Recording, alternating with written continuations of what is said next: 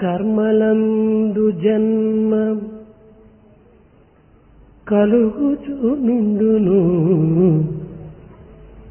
కర్మలందు జన్మ కలుగుచునుండును, కర్మలందు సుఖము కలుగుచుండు. కర్మ మేలే కీడు కలిగే ప్రపంచంబు, కర్మే మేలు కీడు కలిగే ప్రపంచంబు, సుఖము దుఃఖమిలను సుస్థిరములు, సుఖము దుఃఖము ఇలను సుస్థిరములు. On account of the actions that we perform, we get birth. And actions are responsible for the joys and the sorrows. Again, they are responsible for the good and the bad that happen. And one should remember that the joy and sorrow are almost permanent. They will be occurring always. కర్మానుబంధీని మనుష్యలోకి. Mankind is bound by the karma, action. జగత్తు బ్రహ్మమయం. World is permeated by Brahman. బ్రహ్మమయమైన జగత్తు కర్మమయం. World which is permeated by Brahma is also saturated with karma. సృష్టియే ఒక పెద్ద కర్మ. Creation itself is a very important action. కనుకనే మానవుడు ఒక సృష్టిలో కూడినటువంటి వాడు కనుక మానవుడే కర్మ. Man who is a part of creation is himself an action. మానవుడనగా జీవశక్తి. Man essentially refers to consciousness and energy. జీవశక్తి యొక్క ఉపాధియే శరీరము. Body is the vesture which houses this consciousness. శరీరమే కర్మమయము. Body is full of actions. కర్మానుసారముగానే దేహములు ప్రాప్తించుతున్నవి. People get their bodies based upon the action which they perform. కనుక మానవత్వమునకు సమస్త సృష్టికి కర్మనే ఆధారము, కర్మనే మూల కారణము. For creation as well as for the entire humanity, it is action which is cause and which is the basis. ఈ కర్మ యొక్క తత్వాన్ని గుర్తించుకొనుటకై కర్మలు ఆచరించాలి. Recognizing the theory and the law of action, one has to perform action. కర్మలు ఆచరించటకు కూడాను కర్మలను మనం అర్థం చేసుకోవాలి. Even to perform action, we have to understand the law of action. మనోవాక్కాయములు చేసేటువంటి పనులకే కర్మ అని పేరు. Action really refers to all the things which are performed by the mind, the body and also the word. కర్మాచరణకు 5 సూత్రములు. There are 5 principles which govern the law of action. మొదటిది శరీరము. The first one is the physical body. రెండవది కర్త. The second one is the doer. మూడవది వివిధ భాగములు, అంగములు. The third one is the sensory organs. నాలుగవది వేరు వేరు పనులు. The fourth one is different types of action. ఐదవది అన్నింటి యందు కూడాను సమత్వంగా ఉండినటువంటి ప్రాణతత్వమైన దైవత్వము. The fifth one is divinity, which is equally resident in all the people and permeates everything. దివ్యత్వము చేతనే సమస్తము కూడాను జరుగుతున్నది. Everything is happening by the will of divinity. కానీ ఇట్టి దివ్యత్వమును గుర్తించుకొనలేక కేవలము అంగములను ఉపాంగములను ఆధారము చేసుకొని మానవత్వం యొక్క కర్తవ్యాన్ని నిర్వర్తించకనక తాము తమ యొక్క కర్మ ఫలాలను ఆశించి కర్మాచరణ జరుపుతున్నారు. Man does not recognize this particular fact of divinity performing everything. He thinks that it is his own physical limbs and organs which are performing. He thinks that he is the doer and therefore he commits the mistake. ప్రతిఫలాపేక్షకే కర్మలు ఆచరిస్తున్నారు మానవుడు. Men are performing actions expecting the fruits thereof. ఈ కర్మఫలమును అనుభవించిన నిమిత్తమై తిరిగి మానవుడు జన్మనెత్తుతున్నాడు. Man is again being born in order to enjoy the fruits of his own actions. కారణమేమనగా కర్మఫల నిమిత్తమై తాను కర్మలు ఆచరించటం చేత కర్మఫలమును అనుభవించడానికి తిరిగి మానవత్వమును అనుభవించవలసి వస్తుంది. Man is being reborn again because he is expecting to reap the fruits of his actions. కనుకనే ఫలాపేక్ష లేనటువంటి కర్మలు ఆచరించడమే ప్రధానమైన కర్తవ్యమని గుర్తించాలి. Therefore, one has to recognize that performing actions without expecting fruits is very important. ఇందులో రెండు విధములైనటువంటి కర్మలున్నవి. There are two types of action. దీనినే ధర్మములని కూడాను బోధిస్తూ వచ్చింది Bhagavad Gita. Bhagavad Gita has expounded and described this as dharma. స్వధర్మ పరధర్మ అని. In terms of dharma, one is swadharma, another is paradharma. ఈ స్వధర్మం అనగా కేవలము జాతి, మత, కుల, వర్ణములకు సంబంధించినదిగా భావిస్తున్నారు.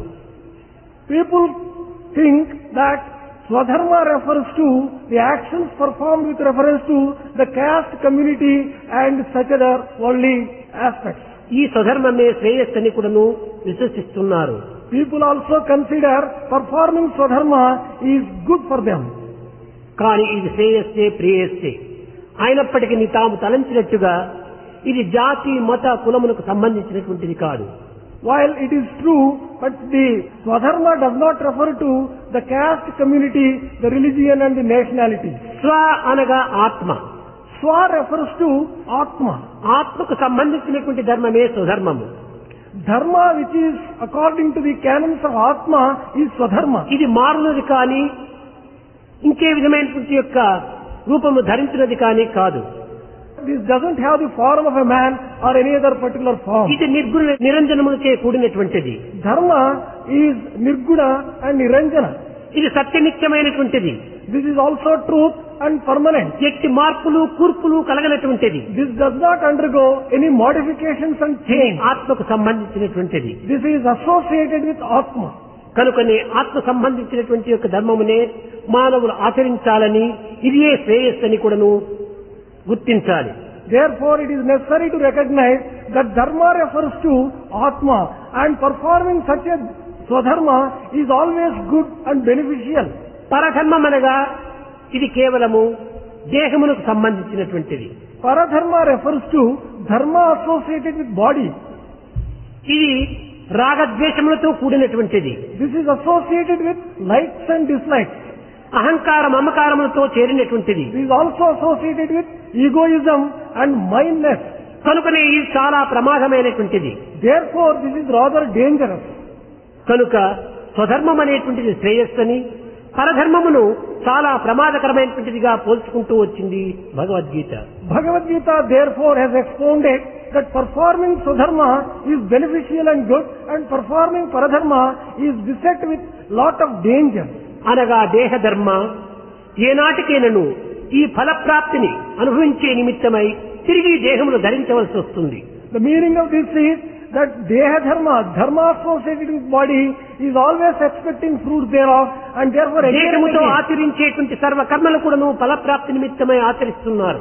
all the actions which are performed with the help of body are performed expecting fruits thereof. కనుక ఇది ప్రమాదమైనటువంటిదిగా కూడాను మనం విశ్వసించాలి. Therefore, we have to believe that this is rather dangerous. కర్మలు ఆచరించే సమయమునందు మనకి ఏమాత్రం కూడాను అర్థం కాదు. While performing actions, we really do not understand the implications. ముందు రాబోయేటువంటి యొక్క విచారములకు మనం ఏమాత్రము గుర్తించుకోలేకపోతున్నాం. We are not looking to the future and expecting and visualizing what is going to happen.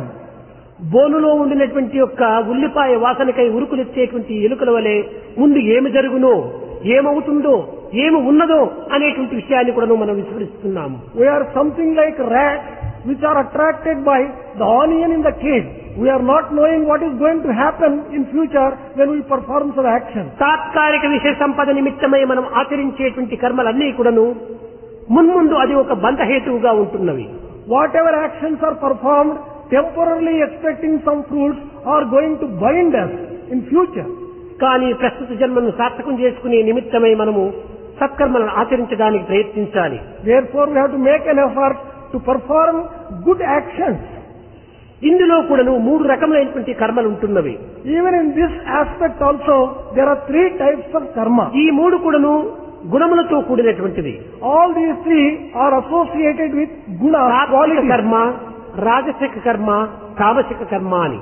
One is sattvic action, the second rajasic action, the third one tamasic action.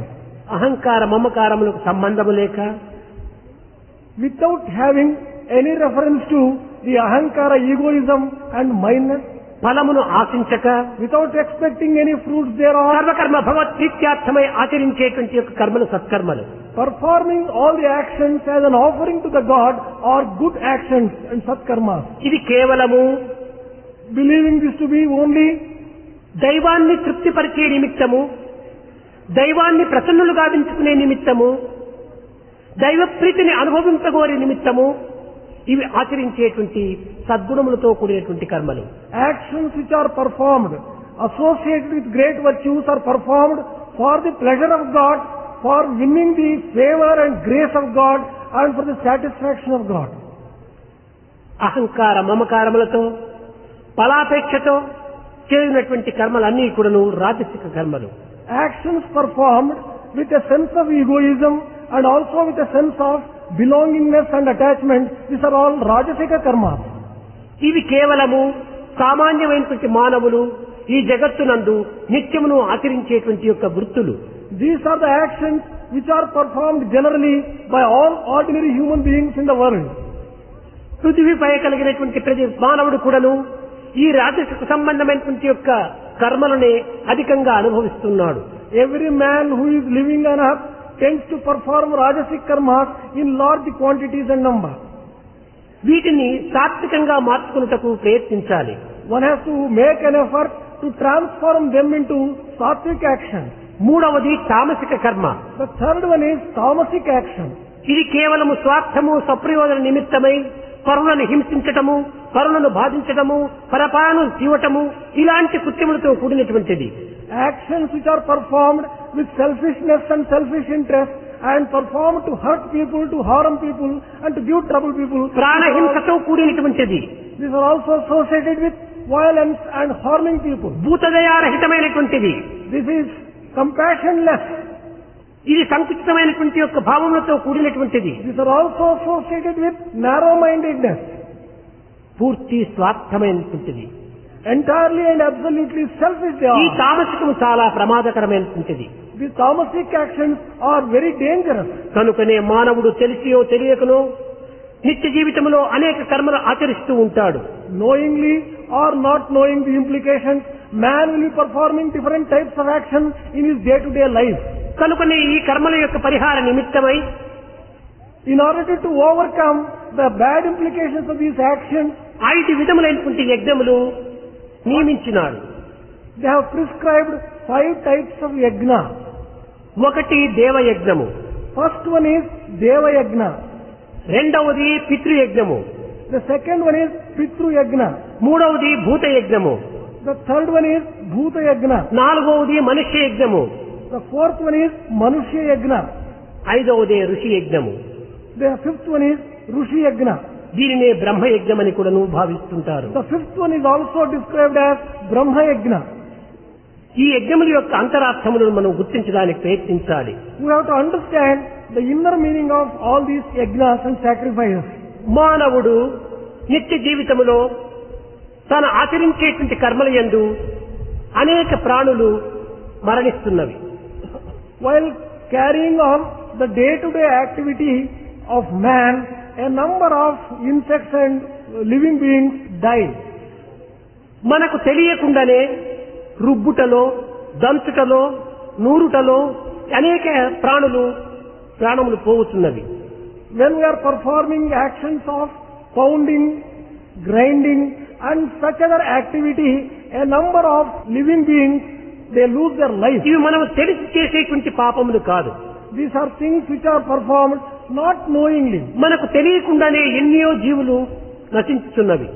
Without our own knowing, we are responsible for the death of కనుక a number ఇట్టి of పాపముల living యొక్క beings. పరిహార నిమిత్తమై దేవయజ్ఞము అని నిర్ణయించారు.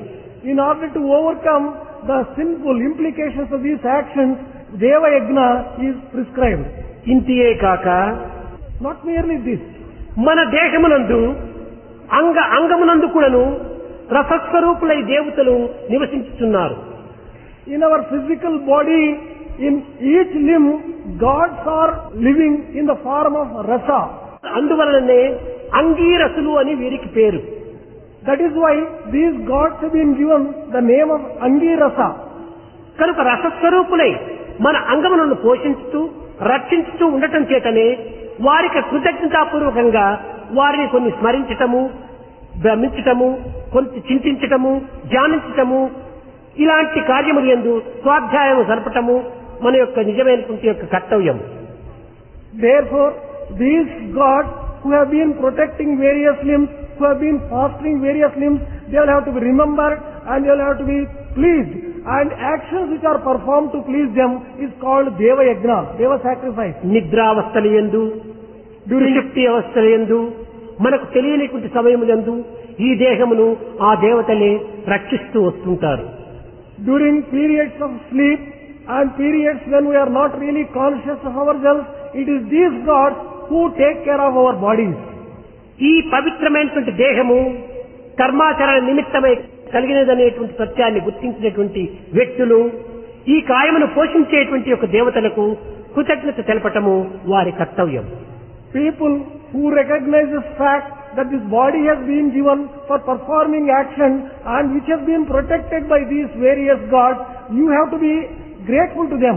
And this is done by Deva Yajna. శరీరమాద్యం ఖలు ధర్మ సాధకం అని. ఈ యొక్క ధర్మ సాధనకు ఈ శరీరమే మూలాధారము. For performing dharma, this body is a basic requirement and basic support. కనుకని ఈ అంగ దేవతలైనటువంటి యొక్క వీరికి మనం కృతజ్ఞతాపూర్వకంగా వారిని స్మరిస్తూ, భజిస్తూ, ధ్యానిస్తూ, చింతిస్తూ వారికి కృతజ్ఞత తెలుపుకోవటమే ఇది దేవయజ్ఞం అని చెప్తూ వచ్చారు. Deva Yajna is one which makes us remember with a sense of gratitude, offering worship, remembering with a sense of love those gods who have been protecting and giving this particular body. దీనితో పాటు మనము తెలియక చేసినటువంటి యొక్క పాపములను, తెలియక హింసించినటువంటి జీవులను హింసించినటువంటి యొక్క పాపములను కొంతవరకు పరిహార నిమిత్తమై కూడాను ఈ యొక్క యజ్ఞమును చేయవలనని చాలా విశ్వసించాలి. We have to firmly believe that this particular yajna has to be performed in order to overcome and remove the sins arising out of killing of a number of living beings by acts which we do not know. Unknowingly we perform ఇంకా them. పితృయజ్ఞము. The second one is Pitru Yajna.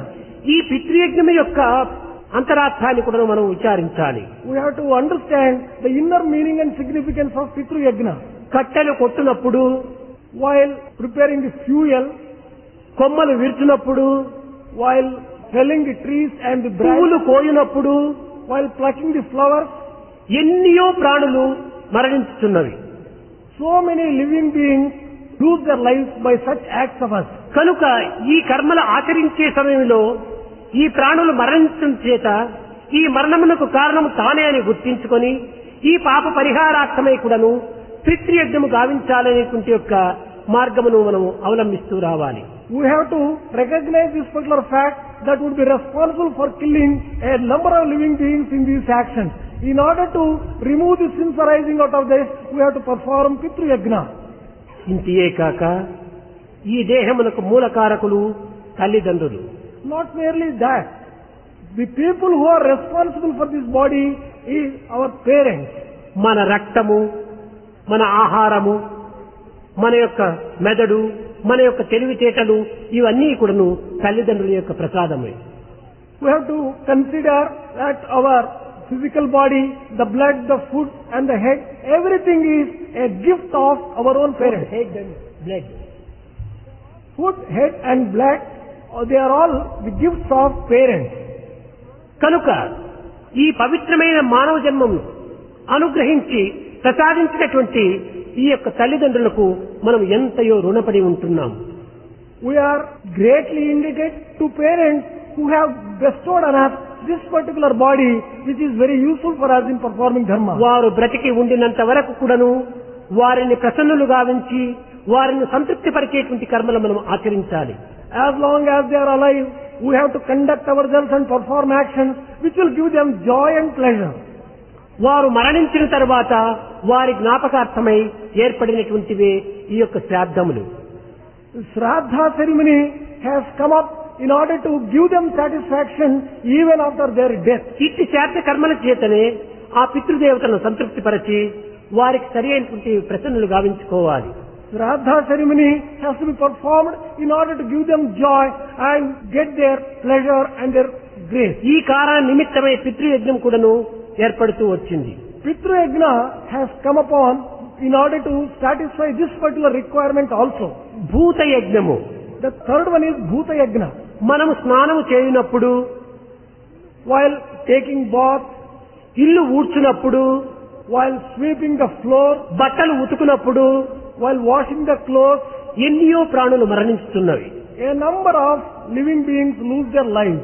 ఈ ప్రాణులు మరణించిన యొక్క పరిహారార్థమై మనము ఈ విధమైనటువంటి యొక్క భూత యజ్ఞము అనగా భూత ప్రీతికి మనం తగిన ప్రయత్నం చేయాలి.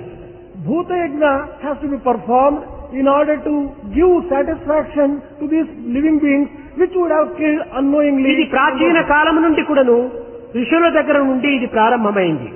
This particular yajna has its origin in the ఋషుల ancient days. ఆశ్రమంలో సాత్విక స్వరూపులైనటువంటి జింకలను, నెమెళ్లను పెంచుకోవటము, గోవులను పెంచుకోవటము, ఇది స్వార్థం పరార్థం యొక్క నిమిత్తమై వారు ఆనందాన్ని అనుభవించే నిమిత్తమై ఈ యొక్క భూత గణములను ప్రేమిస్తూ వచ్చారు. In the ancient days, in the ashrams, the great rishis used to foster and develop and protect the cows and the deers, both for satisfying their own requirements and మన also ప్రాచీన సంస్కృతిని పురస్కరించుకుని ఆనాటి వ్యక్తులందరూ కూడాను ఎక్కడైనా చీమల పుట్టలు చూస్తే అక్కడ చక్కెర వేయటము, లేక బియ్య పిండి పెట్టటము, ఇలాంటివంతా కూడాను ఆ భూత ప్రీతి నిమిత్తమై కర్మలు ఆచరిస్తూ వచ్చారు. in keeping with this particular tradition, people have started performing Bhuta Yajna by giving sugar or flour wherever they see the ants and ant hills. భుజించిన తర్వాత మన యొక్క విస్తరయందు ఏ కొంత మెతుకులైనా ఉంటుంటే దాన్ని బయట పారవేసినప్పుడు ఏ కాకులో, ఏ పక్షులో, ఏ కుక్కలో వచ్చి భుజించి అది కూడా నువ్వు భూత తృప్తిని కలిగించేటువంటి మార్గాన్ని అవలంబింపచేసుకున్నారు. Another aspect is, after completing one's dinner, one may leave a little remnants of food which when thrown out would be giving some kind of food for various other living beings. ఈనాటి కూడాను అనేక మంది గృహములు యందు గోవులు, కుక్కలు, పక్షులు ఇత్యాది చిన్న చిన్న మృగములంతా కూడా పెంచుకొని వాటిని తృప్తిపరుస్తూ వస్తున్నారు. Even today, in a number of families and houses, they rear the cows, the dogs, and sometimes even a few ఈ birds. భూత ప్రీతిని కలిగించడం కారణం ఏమిటంటే మనము తెలియక చేసినటువంటి దోషములను పరిహారార్థము. This particular yajna is performed in order to remove the sins which you would have performed, which you would have committed without knowing. ఇంకా మానవ యజ్ఞము, The fourth one is Manava Yajna. మనుష్య యజ్ఞం అంటారు. This is also called as Manushya Yajna. మనము పొయ్యి రగిలించే సమయం నందు, కూరగాయలు తరిగే సమయం నందు, దారి నడిచే సమయం నందు అనేక ప్రాణులు నశిస్తూ ఉన్నాయి. While walking, while cutting the vegetables, while lighting the fireplace, etc., a number of living beings lose their lives. కనుకనే ఈ విధమైనటువంటి యొక్క యజ్ఞములు జరిపి ఈ మరణించినటువంటి యొక్క ప్రాణుల యొక్క పరిహార నిమిత్తము, పాప పరిహార నిమిత్తము గావించేటువంటి కర్మలుగా యజ్ఞములుగా భావిస్తూ వచ్చారు ఆనాటి మహనీయులు. The great people of the olden days performed this particular yajna in order to see that the sins committed in that particular way are expiated and removed. కడపటది ఋషి యజ్ఞము, దీనినే బ్రహ్మ యజ్ఞము. The fifth one is Brahma Yajna. It is also called Rishi Yajna. జంతువునాం నరజన్మ దుర్లభము. ఈ మానవ జన్మం చాలా దుర్లభమైనటువంటిది. It is difficult to get this birth as a human being. దుర్లభో మానవ జన్మ. ఈ యొక్క మనిషి జన్మం చాలా దుర్లభమైనటువంటిది. It is almost impossible or difficult to get the human birth. ఇది కేవలము జన్మాంతర సుకృతం చేతను భగవత్ కృపా కటాక్షము చేతను ఏర్పడినటువంటిదే కానీ మనుష్య ప్రయత్నముతో లభించినటువంటిది కాదు. Human birth is obtained not entirely by the human effort. It is an account of sometimes as a result of meritorious acts and also by the grace of God. ఈ లభించినటువంటి మానవ జన్మమును సక్రమమైన మార్గములో వినియోగపెట్టి దీన్ని సరైనటువంటి మార్గమునందు ప్రవేశపెట్టి తన గమ్యమును చేర్చేటువంటి నిమిత్తమై ఆనాటి ఋషులు అనేక శాస్త్రములను ఉపనిషత్తులను ఇతిహాసములను నియమములను నిబంధనలను కూడా ఏర్పరిచి మానవునకు ఒక మార్గాన్ని చూపించారు. The great rishis of the yore prescribed various rules and regulations in order to help man to reach the goal of his human life itself. ఈ ధర్మార్థ కామ మోక్షములనేటువంటి యొక్క చతుర్విధ పురుషార్థములను కూడాను వారే నియమించారు. They have also prescribed the four goals of life: dharma, artha, kama and moksha. మానవుని యొక్క నిత్య జీవితమును సత్య మార్గంలో ప్రవేశపెట్టి నిమిత్తమై ఈ విధమైనటువంటి యొక్క ఆశయాలంతా కూడాను వారు కల్పించారు. These ideals have been prescribed by those people in order to help man to live a life of truth. ఏ పశుపక్షి మృగాదులకు కూడాను లేనటువంటి నిబంధనలంతా కూడాను మానవులకు నియమించారు.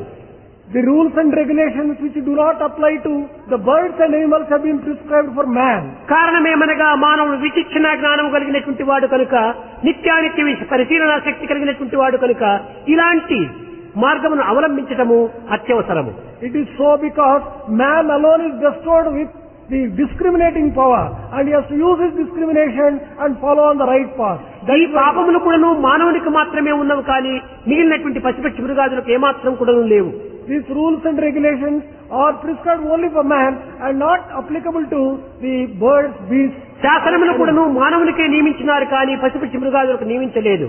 The laws also have been prescribed only for man and not for birds and beasts. శాస్త్రములు కూడాను మానవునికి నిమిత్తమే ఏర్పడినటువంటివే కానీ పశుపక్షి మృగాదులకు నిమిత్తమై ఏర్పడినటువంటివి కాదు. Even the scriptures have come into existence for the benefit and for the sake of man and not for beasts and శాపములు birds. కూడాను మానవుని నిమిత్తమై ఏర్పడినటువంటివే కానీ పశుపక్షి మృగాదుల నిమిత్తమై ఏర్పడినటువంటివి కాదు. Curses also have come into existence only for the benefit of man and not for the sake of birds and beasts. పాపము, శాసనము, శాస్త్రము, శాపము ఈ నాలుగు కూడాను ఒక్క మానవునికి మాత్రమే. The sin, the law, the scriptures and the curse, all these are meant only for man and not for animals. కనుక ఇట్టి పవిత్రమైనటువంటి రాజమార్గమును నడిచి మానవ జన్మము సార్థకం గావించుకోమని మహర్షులు అనేక విధమైనటువంటి యొక్క మార్గములను నిరూపిస్తూ వచ్చారు. Maharshis have laid down right royal paths in order to help man to sanctify his life and to justify his human birth. వారు ఇచ్చినటువంటి యొక్క ఈ మార్గమునకు కృతజ్ఞతాపూర్వకంగా మనము వారిని చింతించి వారిని స్మరించి వారిని ధ్యానించి వారి ఆశయాలను మనం నెరవేర్చడమే మన ప్రధానమైనటువంటి కర్తవ్యము. Therefore, it is our important duty to perform these things and to express our gratitude to those people who have given all these scriptures and other things mentioned just now. దీనితో పాటు Along with this, మానవుడు భూమిని దున్నే పంటను పండించే నిమిత్తమే భూమిని దున్నుతున్నాడు. man is plowing the land in order to cultivate and దుక్కి raise crops. చేస్తున్నాడు, He is making the land, పంటలు పండిస్తున్నాడు, he is cultivating the crop, కలుపులు కోతలు తీస్తున్నాడు. he is removing the weeds. ఇలాంటి పరిస్థితిలో కూడాను అనేక విధమైనటువంటి ప్రాణులు నశిస్తున్నవి. Even while performing all these activity associated with agriculture, a number of ధాన్యమును పండించేటువంటి యొక్క మార్గమునందు అనేక ప్రాణములు పోవటం చేత ఈ పాప పరిహార నిమిత్తమై కూడాను కృషి యజ్ఞమును ఆచరించమని బోధించారు. Rishi Yajna has to be performed in order to remove the sins which we would have committed while cultivating the land and raising the crops. కనుక మానవుడు నిత్యము తన తెలియక ఎన్నో విధమైనటువంటి యొక్క ప్రాణాలను మనం నశింపచేస్తున్నాము. Not knowing what he is doing, man is responsible for killing a number of living beings in his day-to-day ఈ living life. జగత్తునందు అహింసాతత్వమును బోధించి అహింసాతత్వమును ఆచరించేటువంటి వ్యక్తులు ఒక్కరు కూడాను కనిపించటం లేదు. In this world, you do not come across even a single individual who really understands and performs. అహింసాతత్వమును బోధించేటువంటి అధికారం కూడాను ఎవరికీ లేదు. No one has the right to preach ahimsa and non-violence. అనగా Ahimsa here refers to non-injury. ఇలాంటి యొక్క మార్గములో మానవునికి తెలియకుండా ఎన్నో విధములైనటువంటి యొక్క ప్రాణులను హింసిస్తున్నాము. When man is killing so many living beings, what right does he have to preach non-injury? మనము నిత్యమును అనుభవించేటువంటి ఉచ్ఛ్వాస నిశ్వాసములందు కూడాను అనేక క్రిమికీటకాదులు నశిస్తున్నాయి. Even in our regular breathing, inhaling and exhaling, a number of small insects die. మనం ఆచరించేటువంటి ప్రాణాయామం ప్రత్యాహార సాధన యందు కూడాను అనేక క్రిమికీటకాదులు మరణిస్తున్నాయి. In all the acts which you do in terms of pranayama and pratyahara also, a number of living beings lose their life.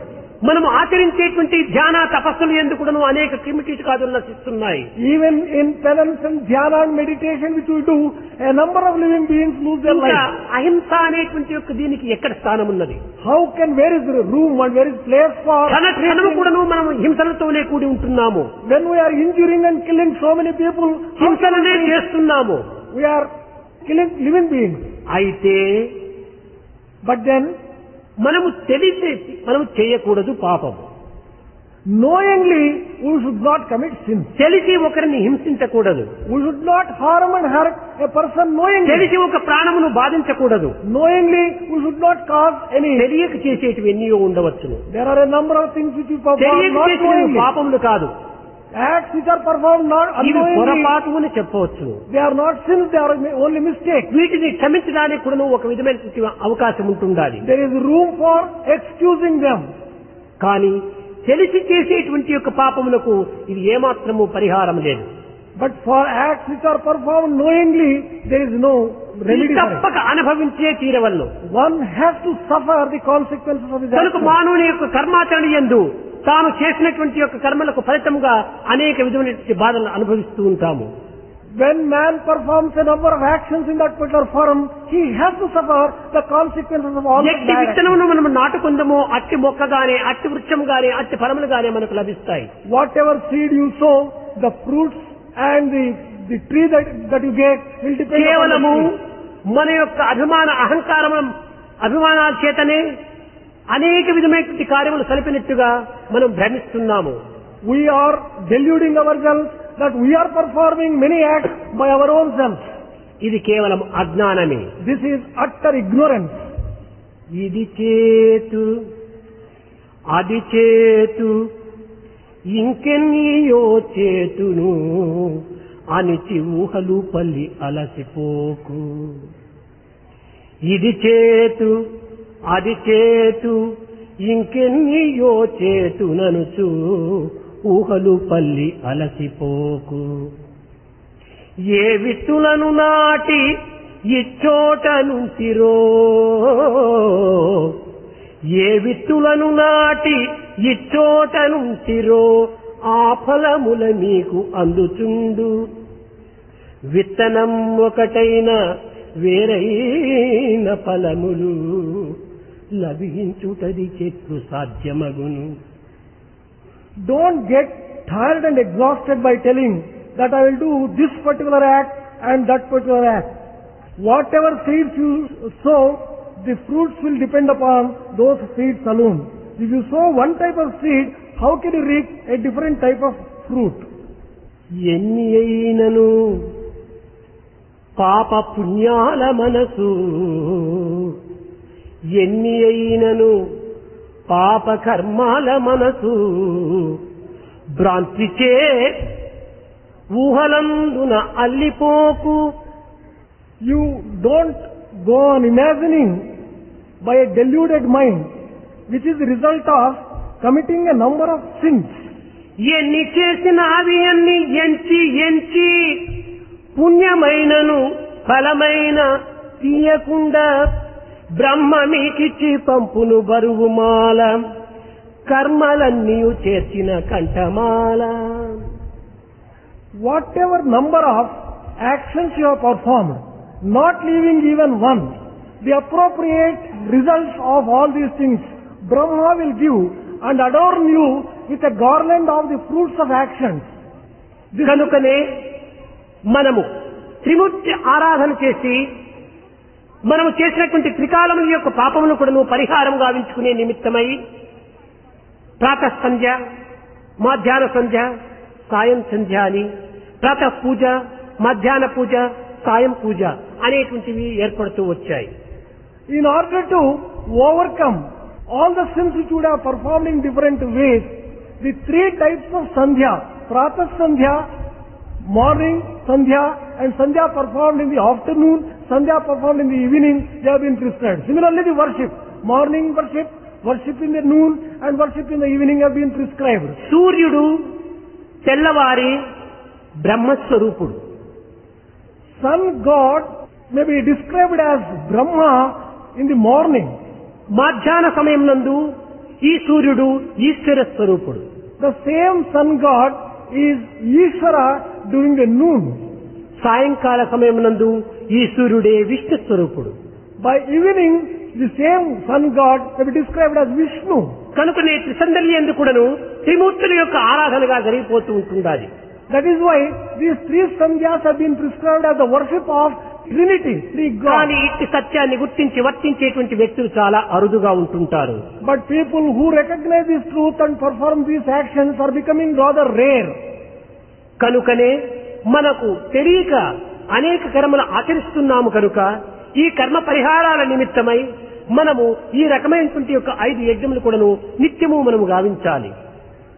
As we are performing a number of actions, not knowing the implication, and we are responsible for killing a number of things, we ఈ will యజ్ఞములకు perform. ఈ విధంగా హోమగుండములు కానీ ఇంకే విధమైన వేదికలు కానీ మనం ఏర్పరచుకోనక్కర్లేదు.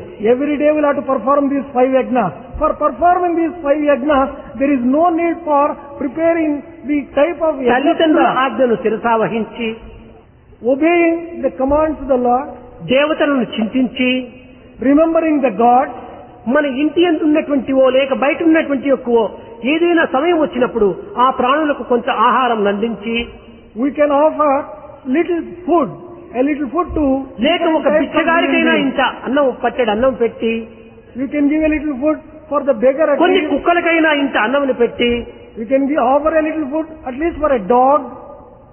ఈ విధమైనటువంటి యొక్క దైవాన్ని చింతించి మన జన్మను పోషించుకోవడానికి తగిన కృషి చేయటమే ఈ 5 యజ్ఞముల యొక్క సారము.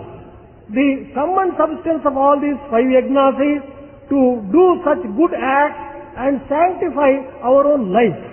కనుకనే Therefore, అన్నదానము కన్నా అధిక దానం వేది, తల్లిదండ్రుల కన్న దైవమేది, జగదీతపము కన్నా సత్యశీలం వేది, దయ కంటే ఎక్కువ ధర్మమేది, సుజన సంగతి కన్నా చూడ లాభం వేది, క్రోధంబు కన్నా శత్రుత్వమేది, రుణము కంటెను నరునకు రోగమేది, ధరణి అపకీర్తి కంటెను మరణమేది, సర్వదా కీర్తి కంటెను సంపదేది, స్మరణ కంటెను మించిన ఆదరణ ఏది, స్మరణ కంటెను మించిన ఆదరణ ఏది. can there be a greater, more sacred charity than offering food? Can there be a more sacred God than parents? Can there be truth which is greater than tapas? Compassion is the greatest form of dharma, and anger is greatest form of sin, and taking a loan is something like a disease. Can there be a greater death than the ill fame or bad name? Can there be a greater merit than remembering the Lord? కనుక మానవ జీవితము చాలా ఉత్కృష్టమైనటువంటిది, శ్రేష్టమైనటువంటిది. Man's life is very sacred. ఇట్టి శ్రేష్టమైనటువంటి యొక్క మానవ జీవితమును పవిత్ర మార్గంలో ప్రవేశపెట్టడమే మన యొక్క ప్రధాన కర్తవ్యము. Our important duty is to make our own such a sacred human life a worthy one. కేవలం పై ఉచ్చారణ చేతను పై మంత్రముల యొక్క ప్రతిష్టల చేతను మనము ఇట్టి పాపములు పరిహారం గావించుకుందామనేటువంటిది కేవలం వెరితనము. It is rather unwise to think that by merely repeating some mantras we would be able to just make our lives sacred. మంత్రముల చేత మన పాపం పరిహారం కాదు. Through mantras you cannot remove the sins that కర్మల చేతనే మనకు ఈ యొక్క పరిహారము ఎంతవరకునైనా జరుపుకోవచ్చును. Only by performing the right action you can remove the sins which you have committed. కనుకనే కర్తవ్య కర్మలను నిర్వర్తించడానికి తగినటువంటి శక్తి సామర్థ్యములు మీరు సంపాదించుకోవాలి. Therefore you will have to acquire the required capacity to discharge your duties properly. నిత్య జీవితంలో సత్యానందాన్ని మనం అనుభవించాలి. In daily life you should enjoy the truth and the bliss. కేవలం మనం ఈనాడు అనుభవించేటువంటి ఆనందము లౌకిక ఆనందములు. Whatever type of joy that you are enjoying today క్షుద్రమైన ఆనందములు, is only mean one. క్షణికమైన ఆనందములు, It is a temporary joy. అనిత్యమైన ఆనందములు, It is impermanent joy. అసత్యమైన ఆనందములు. It is untrue joy. in ఈ fact. ఆనందముల చేత మనము హృదయము ఏమాత్రము కూడాను పరిశుద్ధము కానేరదు. This kind of joy can never purify your heart. కనుకనే చిత్తశుద్ధి లేని శివ పూజ ఏటికి, What is the use of offering worship to Shiva without having a ఆత్మశుద్ధి pure లేని heart? ఆచారం అది ఎలా, What is the use of doing acharas without the purity of పాత్రశుద్ధి heart? లేని పాకమేల, What is the use of cooking food with vessels which are not pure? నీ హృదయం అనేటువంటిది శుద్ధంగా లేనప్పుడు నీవు ఎన్ని కర్మలు ఆచరించి ప్రయోజనం ఏమిటి? What is the use of performing different actions if your heart is not అసలు pure? కర్మలు ఆచరించడమే చిత్తశుద్ధి నిమిత్తము. In fact, performing actions itself is for మన purity of కర్మల heart. ద్వారా చిత్తం మరింత అశుద్ధం గావించుకోవటము ఇది మరింత అజ్ఞానము. It is rather ignorant to perform actions and pollute our own heart. కానీ ఈనాడు అనేక విధమైనటువంటి వేదాంతములు ఉచ్చరించవచ్చు, Today what is happening is we are బోధించవచ్చు, uttering Vedanta and we are preaching కానీ Vedanta. ఆచరించడం చాలా కష్టము. But practicing Vedanta is ఆ difficult. కష్టమైనటువంటి ఆచరణనే మనం ప్రధానమైన లక్ష్యంలో ఉంచుకోవాలి. A person who works, he gets కష్టమునందే మనకు సుఖమున్నది కానీ సుఖమునందు సుఖము లేదు. న సుఖార్ లభ్యతే సుఖం. There is joy in our own work and hard work. Without that, we will not be able to get joy. కనుక మనము నిత్య జీవితం లోపల ఏ విధమైనటువంటి యొక్క వేదశాస్త్రం ఇతిహాస పురాణములు మనకు తెలియకపోయినప్పటికీ మనకు తెలిసినంత వరకు భూతదయా పశ్చాత్తాపములు మన హృదయంలో అభివృద్ధి పరచుకోవాలి. We might not be knowing Vedas, Upanishads and all that, but in our day-to-day life, we should exhibit compassion. చేయగలిగినటువంటి శక్తి ఉండి కూడా నువ్వు దాన ధర్మములు చేయలేనటువంటి మూర్ఖత్వం అనేటువంటిది ఎన్ని మంత్రములు చేసినప్పటికీ నీ ప్రయోజనం లేదు. If a person performs any number of great tapas, etc., without performing, when he has the Shakti ఉండినంత capacity, వరకు నువ్వు మనం దాన ధర్మములు చేయాలి. you must offer things in charity so long as you have the capacity. కనుకనే ధనము కూడాను నలుగురు శత్రువులు ఉంటున్నారు. Wealth also could become an enemy for you. మొట్టమొదటి వాడు పెద్ద కుమారుడు ధర్మము. For wealth, there are 4 types of thieves. ఈ ధర్మమునకే ఈ ధనమును సద్వినియోగం గావించకుండేనా 4 types of people who may claim it. The first one is the eldest son. ఇంకా రెండవ వాడు అనగా రాజు అనగా ప్రభుత్వము ఏదో ఒక సాకు పైన ఏదో ఒక రైడ్ జరిగించో ఇంకే విధమైనటువంటి సుంకము అని చెప్పో లేక ట్యాక్స్ అని చెప్పో వాళ్ళు గుంజుకోవడానికి ప్రయత్నిస్తారు. The second claimant for wealth is the king, who claims it by way of a tax or some such levy or fees. వారు గుంజుకున్న తర్వాత మిగిలినటువంటి దానిని ఏ దొంగలో ప్రవేశించి అపహరిస్తారు. The third claimant is a thief who may try to steal away whatever is left out. ఇంకా మిగిలి ఏమైనా ఉంటుంటే అగ్ని ప్రవేశించి భస్మం చేస్తుంది. Still if there is something left out, it is the fire which may destroy it. కనుకనే జీవితం ఉన్నంత లోపలనే మనం తగినటువంటి యొక్క తెలిసి దాన ధర్మాలు చేసి జీవితాన్ని సార్థకంగా గావించుకోవాలి. Therefore, when you are having life, when you are having capacity, knowingly you should perform actions of charity and justify the wealth that you తెలిసి have. చెయ్యాలి కానీ చచ్చిన తర్వాత ఏం చేస్తానికి వీలవుతుంది? When you are alive, knowingly, with full intention you will have to do it. What చాలా are you మంది going to వీళ్ళు రాస్తుంటుంటారు, నేను చచ్చిన తర్వాత ఫలానా ధర్మం ఫలానా ధర్మం ఫలానా ధర్మం. ఏమిటి చచ్చిన తర్వాత అది కూడా చచ్చింది. Many people, ఇలాంటిది చేసేది నీవు బ్రతికినట్టే నీ హస్తములతో చేసి ఆనందాన్ని అనుభవించు. many people write a will in which they say how to dispose of the wealth that they have. When you are alive, through your own hands, by your own conscious effort. ప్రతి ఒక్కటి కూడా మనం తెలిసి చేయాలి. Whatever you do it knowingly and చూసి intentionally. త్రొక్కు, తెలిసి మ్రొక్కు. You see what is ahead of you and put your next foot. And also knowing fully well, కనుకనే you పరమ offer your భక్తుడైనటువంటి obeisance. త్యాగరాజు కూడాను తెలిసి రామ చింతన చేయవే. Tyagaraja also has described that, oh mind, you go on repeating the name of the Lord, knowing నీవు fully తెలిసి well. భగవంతుని చింత చేయి మనసా. Oh mind, after knowing well, ఏదో తెలియకుండా అజ్ఞాన వృత్తిలో నీవు స్మరించడానికి ప్రయత్నించొద్దు. don't repeat the name in the state of ignorance, knowing fully well. అతను you do. సర్వజ్ఞుడు, సర్వవ్యాపకుడు, సర్వశక్తిమయుడు అనేటువంటి యొక్క విషయాన్ని గుర్తించుకొని ప్రయత్నించన్నాడు. Remember that he is omniscient, omnipresent and omnipotent. Knowing fully well, remembering కానీ these facts, ఈనాటి repeat his name. భక్తులు సర్వజ్ఞుడు, సర్వవ్యాపకుడు, సర్వశక్తిమయుడు చక్కగా వర్ణిస్తారు.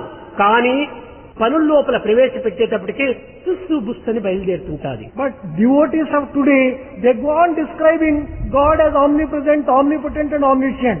But their actions belie these things.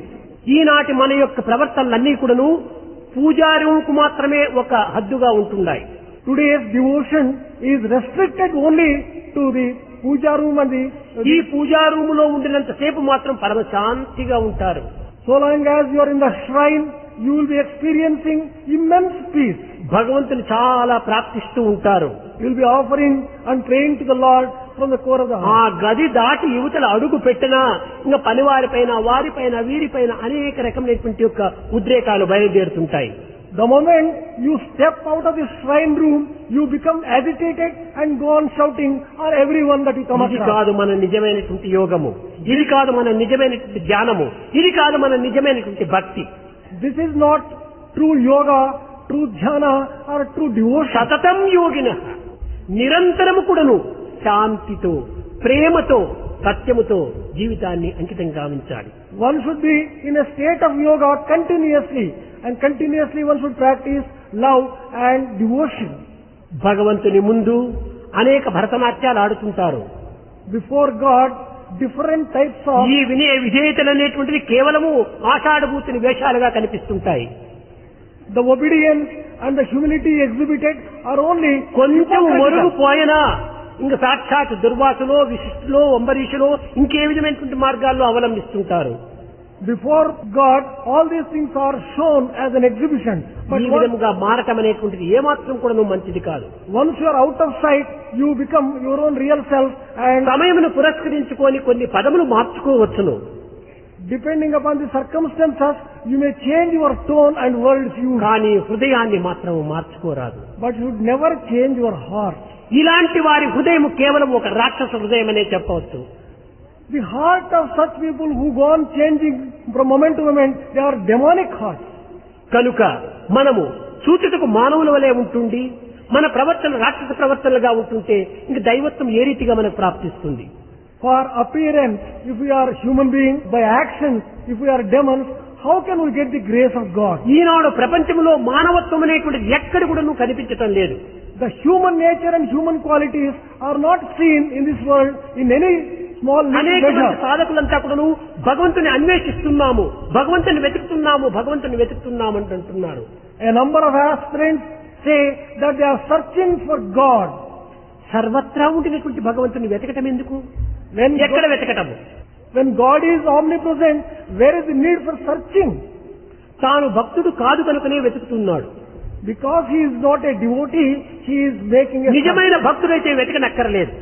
For a true devotee, there is no need for searching at సర్వత all. పాణిపాదం సర్వతోచ్చి శిరోముఖము సర్వత శృతిమల్లోకి సర్వత్రా తానే ఉంటున్నాడు.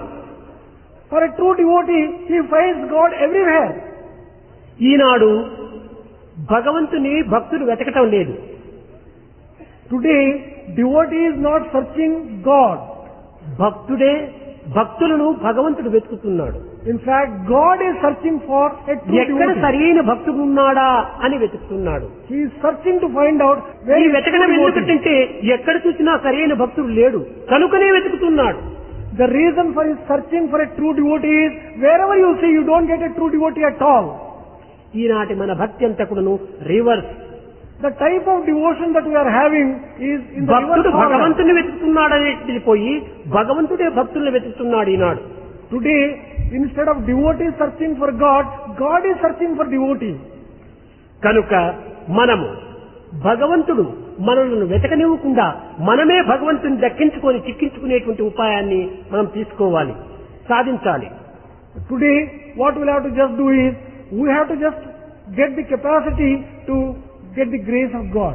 కనుకనే కర్మాచరణ ద్వారా కాయమును సార్థకం చేసుకుని కాలమును పవిత్రము గావించుకొని దివ్యత్వాన్ని అనుభవించి పవిత్రతలో మనం లీనమైపోవాలి. Through the body, perform actions of dharma, justify your own existence and make your life sacred and reach the goal. మన హృదయము ఒక్కటే. Our heart is only one. ఇది కేవలము ఒక మ్యూజికల్ చైర్ కాదు. Our heart is not a musical chair. ఒక్క తూరి ఒక్కరు, మరొక తూరి మరొకరు, మరొక తూరి మరొకరిని ఈ హృదయంలో చేర్చుకోవడానికి ప్రయత్నించకూడదు.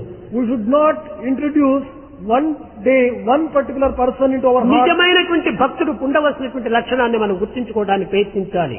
We have to make effort to find out what are the true qualities of a good devotee. కష్టములకు, నష్టములకు, దుఃఖములకు, విచారములకు, నిందలకు, నిష్ఠూరములకు అన్ని కాలములు ఎందుకును ఒకే సమత్వాన్ని మనం వహించాలి. One should have an equal mindedness, whether it is in the trouble, in the sorrow, in the joy, in the difficulties, in the problems, under all 10 మంది circumstances. పొగిడితే మనము 50 పౌండ్లు ఉండేటువంటి వాడు 100 పౌండ్లుగా మనం పెరిగిపోతాం. If anyone praises us, we increase almost 100%. ఎవరైనా దూషిస్తే లేక విమర్శిస్తే మనం కృంగిపోతాం. If any person criticizes us, censures us, we shrink. ఈ కుంగి పొంగనటువంటి యొక్క భక్తిని మనం సాధించాలి. We have to develop devotion which does not get elated. కృంగటము ఒక బలహీనత, It is a weakness to shrink in oneself. పొంగిపోవటం ఒక అహంకారత. To get elated is a type of ఈ devotion. రెండింటికి మనం స్థానం ఇవ్వకూడదు. We should not give room for either of them. పట్టిన పట్టేదో పట్టనే పట్టి తిరిగి పట్టు నెగ్గిడి దాకా అట్టె ఉండు. I have held the feet. Whatever decision I have taken, let me not give it up. Whatever my కోరినదేదియో కోరనే కోరితివి కోర్చి చెల్లుడు దాకా పోవకుండు. whatever I have decided to ask, I have asked. Until I get my desire fulfilled, I am not going to give up. అడిగినదేదియో అడగనే అడిగితివి అడిగిన దిడ్డు దాకా విడవకుండు. I have asked for something, but once I have asked, until it is given, I am not going to give up. తలచినదేదియో తలచనే తలచితివి తలకు తీరుడు దాకా పోవకుండు. When somehow I have thought of this particular thing, once I have thought of him in the way, I am not going to go away. ఓరు పడలేక తానైన ప్రోవవలయు Not being able to bear with us, he has to yield. వడలు తెలియక నీవైనా అడుగవలయు. Not forgetting your own self, you should go on asking. అంతే కాని తిరిగిపోవుట భక్తుని దీక్ష కాదు అన్నారు.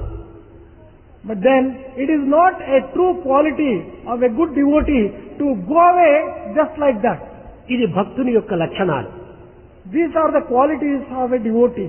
ఇట్టి లక్షణాలను మనం అభివృద్ధి పరచుకొని మన యందు చేరినటువంటి అవలక్షణాలను దూరం చేసి ఈ నిత్యానందమును, ఈ యొక్క బ్రహ్మానందమును, ఆత్మానందమును అనుభవించి దేశమునందు తగినటువంటి ఆదర్శాన్ని అందించాలని నేను ఆశిస్తూ ఆశీర్వదిస్తూ నా ప్రసంగాన్ని విరమిస్తున్నాను.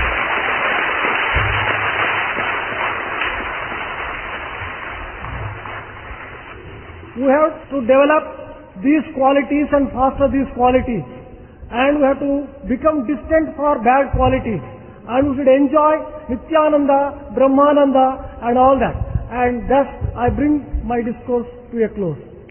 प्रेम मुदित मन से कहो राम राम राम राम राम राम राम राम राम राम राम राम प्रेम मुदित मन से कहो राम राम राम राम राम राम राम राम राम प्रेम मुदित मन से कहो राम राम राम राम రామ రామ రామ రామ రామ రామ రామ प्रेम मुदित मन से कहो राम राम राम राम राम राम राम राम पाप कटे दुख मिटे लेत राम नाम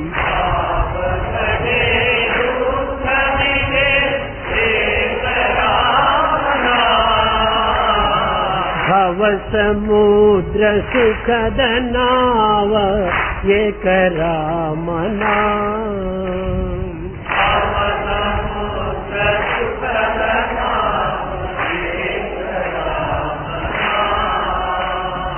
परम शांति सुख निदान दिव्य राम नाम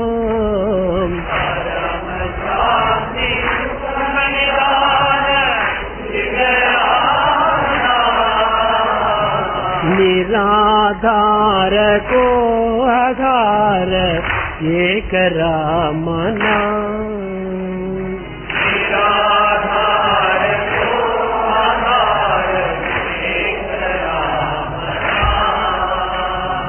माता पिता बंधु सखा सब ही राम नाम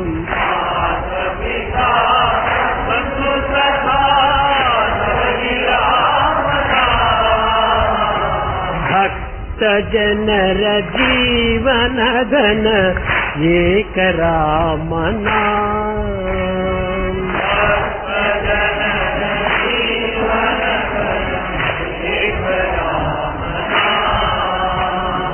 भक्त जनर जीवन धन एक राम नाम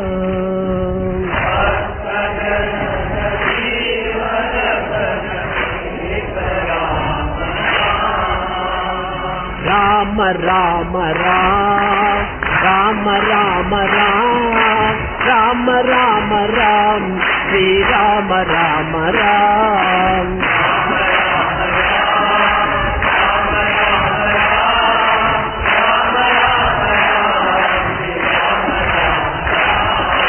राम राम राम राम राम राम राम श्री राम राम राम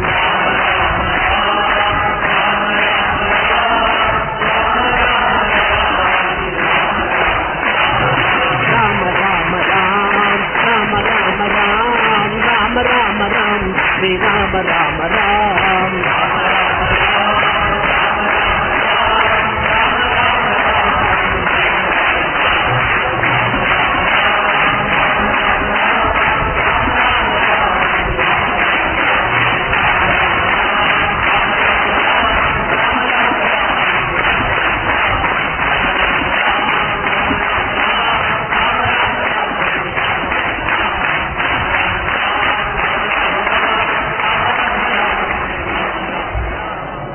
राम राम राम